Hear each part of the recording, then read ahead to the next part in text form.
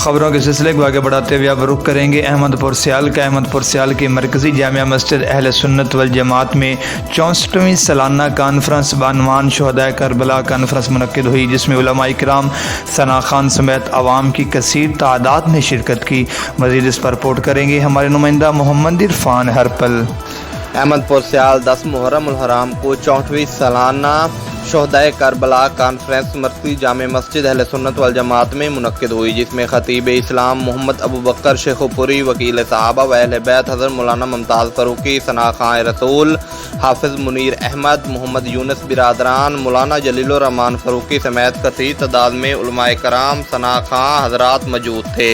उलमा कराम ने शुहदाए करबला की सीरत को बयान किया और नात खां हज़रात ने हदिया नात रसूल मकबूल सल्लल्लाहु अलैहि वसल्लम पेश किया। उलमा ने कॉन्फ्रेंस से खिताब करते हुए मुहर्रम उल हराम के पहले शहीद सैयदना फ़ारूक आज़म रज़ियल्लाहु अन्हु से लेकर करबला के शहीद हज़रत हुसैन रज़ियल्लाहु ताला अन्हु और आपके रुफ़क़ा की अजीम कुर्बानियों को खिराज अक़ीदत पेश किया। हज़रात सहाबा कराम व अहले बैत रज़ियल्लाहु की इस्लाम के लिए कुर्बानियाँ बातिल के सामने डट जाने का दर्स देती हैं। सहाबा कराम रिज़वानुल्लाह अजमईन और अहले बैत रज़ियल्लाहु की सीरत को अपनी ज़िंदगियों में अपनाने की ज़रूरत है।